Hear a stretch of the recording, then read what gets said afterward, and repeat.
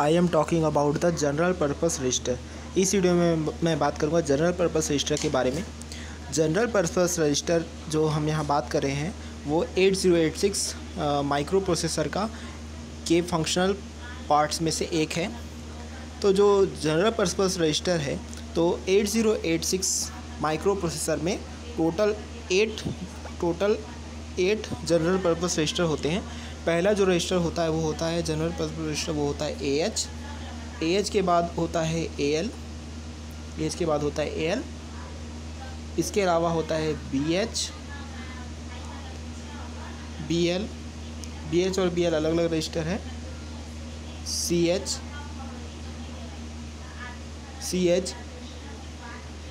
CL, DH और DL। इस तरीके से टोटल 8 जनरल पर्पस रजिस्टर होते हैं 8086 में। इन सारे रजिस्टर्स को हम इंडिविजुअली डिस्क्राइब करेंगे। तो सबसे पहले इनके बारे में, इन सारे रजिस्टर्स के पर्पस के बारे में एक शॉर्ट में आपको बताते हैं। ये जो भी रजिस्टर्स हमने अभी आपको नाम बताया उनका यूज़ हमेशा किया जाता है इंडिविजुअली। हमेशा जो भी इसका यूज़ होगा वो होगा इंडिविजुअली होगा। क्यों इसका यूज़ होगा? इसका यूज़ होगा स्टोर करने के लिए।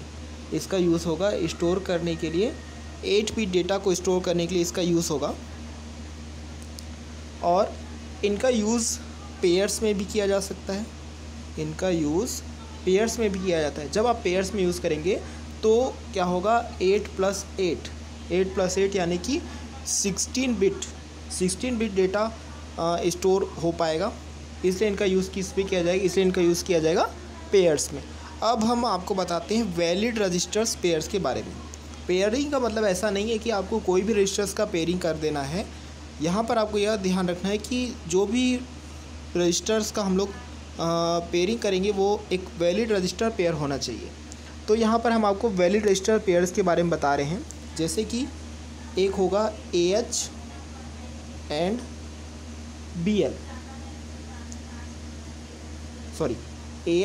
AL, इसको कन्वर्ट कर लेंगे AH एंड AL। दूसरा जो पेयर है वो है BH एंड BL।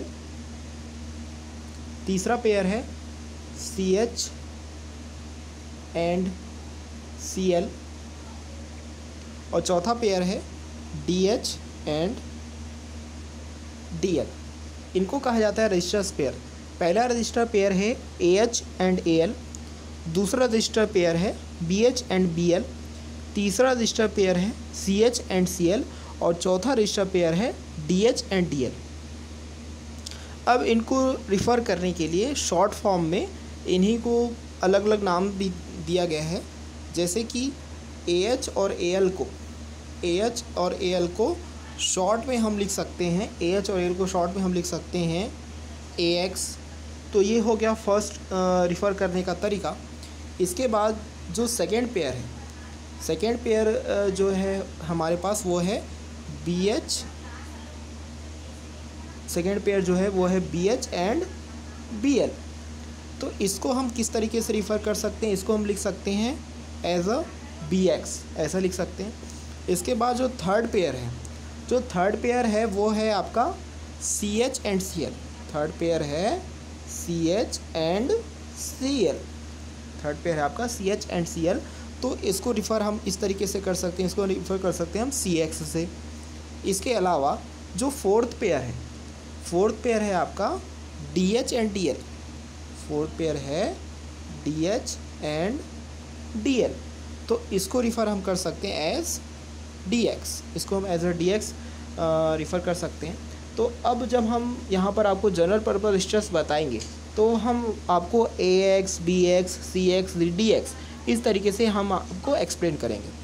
तो सबसे पहले हम यहाँ पर एक्सप्लेन करने जा रहे हैं AX रजिस्टर के बारे में। सबसे पहले हम यहाँ पर एक्सप्लेन करने जा रहे हैं AX रजिस्टर के बारे में। तो जो AX रजिस्टर होता है इसे दूसरा नाम एक दिया गया है, वो दिया गया है आपका एक्यूमुलेटर रजिस्टर। AX रजिस्टर का दूसरा नाम है एक्यूमुलेटर रजिस्टर। जो एक्यूमुलेटर रजिस्टर है यानी कि AX रजिस्टर है, इसका यूज़ किया जाता है स्टोर करने के लिए। अब इसमें क्या चीज़ स्टोर होता है? इसमें स्टोर होता है ऑपरेंड्स। AX रजिस्टर में यानी कि एक्यूमुलेटर रजिस्टर्स में स्टोर होता है ऑपरेंड। किस पर्पस के लिए होता है? यह पर्पस होता है यहाँ पर अर्थमेटिक ऑपरेशंस। अर्थमेटिक ऑपरेशंस यानी कि AX रजिस्टर, जिसका नाम हमने आपको दूसरा नाम बताया एक्यूमुलेटर रजिस्टर, इसका इस्तेमाल होता है ऑपरेंड्स को स्टोर करने के लिए अर्थमेटिक ऑपरेशन से रिलेटेड। अब जो दूसरा रजिस्टर यहाँ पर होगा वो होगा आपका BX रजिस्टर। दूसरा जो जनरल पर्पस रजिस्टर कहलाएगा BX रजिस्टर होगा। BX रजिस्टर को यूज़ किया जाता है as a base register. BX register को यूज़ किया जाता है एज अ बेस रजिस्टर। अब जो BX रजिस्टर है इसका भी यूज़ किया जाता है स्टोर करने के लिए। BX रजिस्टर का भी BX रजिस्टर का भी यूज़ किया जाता है स्टोर करने के लिए। अब जो BX रजिस्टर होता है वह स्टोर करता है स्टार्टिंग का बेस एड्रेस। स्टार्टिंग का बेस एड्रेस BX रजिस्टर एक बेस रजिस्टर के तौर पर इस्तेमाल किया जाता है। BX रजिस्टर की मदद से हम स्टोर करते हैं स्टार्टिंग बेस एड्रेस। अब ये जो स्टार्टिंग बेस एड्रेस होता है, यह किस चीज़ का स्टार्टिंग बेस एड्रेस होता है? यह होता है मेमोरी एरिया का बेस एड्रेस। मेमोरी एरिया का बेस एड्रेस होता है और इसके साथ होता है आपका डेटा सेगमेंट। इसी के साथ होता है डेटा सेगमेंट। यानी कि BX रजिस्टर में हम यह कह सकते हैं कि it is used as a base register. It is used to store the starting base address of the memory area with in the data segment. इसके बाद जो नेक्स्ट रजिस्टर है जनरल पर्पस, वो है आपका CX रजिस्टर। जो CX register होता है उसको रिफ़र किया जाता है as a counter. CX register को रिफ़र किया जाता है as a counter. CX register का यूज़ किया जाता है लूप इंस्ट्रक्शन में। CX रजिस्टर का यूज़ किया जाता है लूप इंस्ट्रक्शन में। क्यों यूज़ किया जाता है? ताकि हम स्टोर कर सकें। ताकि हम क्या कर सकें? स्टोर कर सकें। तो हमको यहाँ पर किसको स्टोर करना है? यहाँ पर हमको स्टोर करना है लूप काउंटर को। यहाँ पर हमको स्टोर करना है लूप काउंटर को।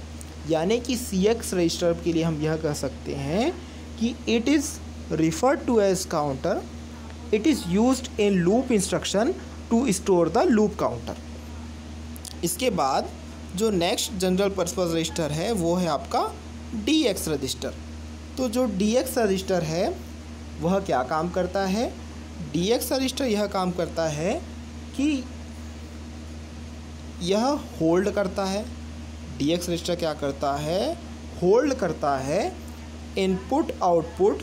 DX रजिस्टर होल्ड करता है इनपुट आउटपुट पोर्ट एड्रेस को। DX रजिस्टर होल्ड करता है इनपुट आउटपुट पोर्ट एड्रेस को। किस पर्पस के लिए? इनपुट आउटपुट इंस्ट्रक्शन के लिए। यानी कि जो DX रजिस्टर है इसके लिए हम यह कह सकते हैं कि this register is used to hold input output port address for input output instructions. इसके बाद हम बात करेंगे यहाँ पर स्टैक पॉइंटर रजिस्टर के बारे में।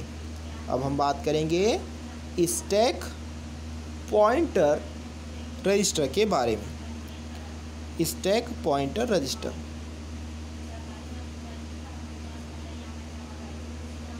तो जो स्टैक पॉइंटर रजिस्टर होता है यह एक 16 बिट का रजिस्टर होता है। स्टैक पॉइंटर रजिस्टर एक 16 बिट का रजिस्टर होता है। यह होल्ड करता है किसे होल्ड करता है? एड्रेस को होल्ड करता है। स्टैक पॉइंटर रजिस्टर होल्ड करता है एड्रेस को।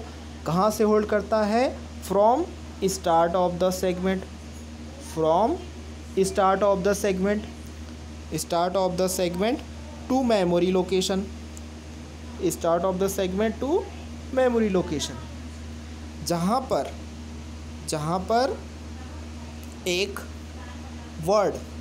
एक वर्ड मोस्ट रिसेंटली, जहाँ पर एक वर्ड मोस्ट रिसेंटली स्टोर्ड होता है ऑन द स्टैक, यानी कि स्टैक पॉइंटर रजिस्टर के लिए हम यह कह सकते हैं कि यह एक 16 बिट का रजिस्टर होता है जो कि होल्ड करता है एड्रेस को from start of the segment to the memory location जहाँ पर एक वर्ड मोस्ट रिसेंटली स्टोर्ड हुआ होता है ऑन द स्टैक।